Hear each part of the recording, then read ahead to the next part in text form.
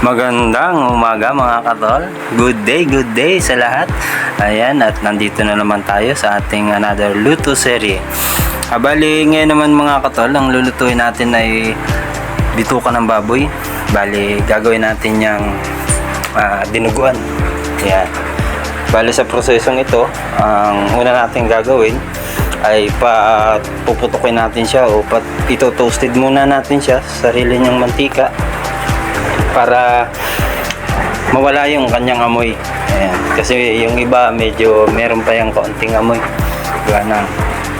Yan nga ay isaw o bituka ng baboy. Bali pag yan ay pinaputok ninyo yung ganyan, tapos pahugasan natin, lalagyan nyo rin ng kaunting suka habang pinapa-toasted nyo siya para talagang mawala yung kanyang amoy. At dito sa part na to, magigisa na tayo ng sibuyas bawang.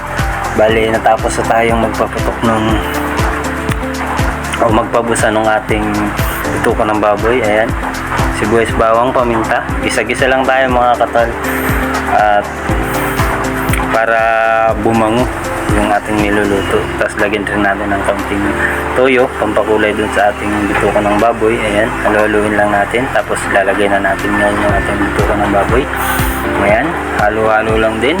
Tapos bago natin yung takpan o lagyan ng kaunting tubig para palambutin naman yung ating bituka, lalagyan na rin natin yan ng mga pampalasa nya. Yan, halu-haluin lang natin at medyo dumidikit yung ilalim, di ba? Makulay na agad siya. Kasi pag hindi niyo nilagyan ng toyo yan, bali hindi siya masyadong makulay pag naluto na. Ayan, halu-haluin lang natin mga katol, tapos lagyan na natin ang mga pampalasa nya. Ayan, bechin, bali isang kutsarita, tapos kaunting asin, tapos lagyan din natin ng kaunti pang paminta, tapos lagyan natin ng magic. Yan, halu-haluin lang natin mga katol hanggang sa matuyong-tuyo na siya. Yan, tapos bago natin siya takpan, dadagdagan natin siya ng sabaw at palalambutin natin siya. Gawa ng medyo matigas-tigas yan at gawa ng pinapulted natin yan kanina. Ayan, kaunting sabaw lang mga katol, yung talagang lalambot lang siya. Tapos tatakpan na natin. At ito na nga, ayan, medyo natuyo na uli yung kanyang sabaw na inilagay natin. At sa part na yan mga katol, yan ay medyo malambot na. Ayan, at halu-haluin lang natin para hindi dumikit yung ilalim. Tapos sa part na to, ibubuhos na natin yung kanyang dugo. Ayan, pasintabi po sa lahat ng mga hindi kumakain ng ganitong luto.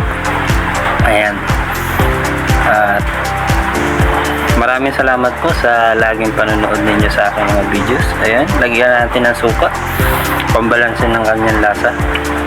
Tapos lalagyan din natin ng siling panigang. Ayan, pampabango ng ating niluluto. At maraming salamat sa inyo mga katol, sa laging panonood ng ating mga videos.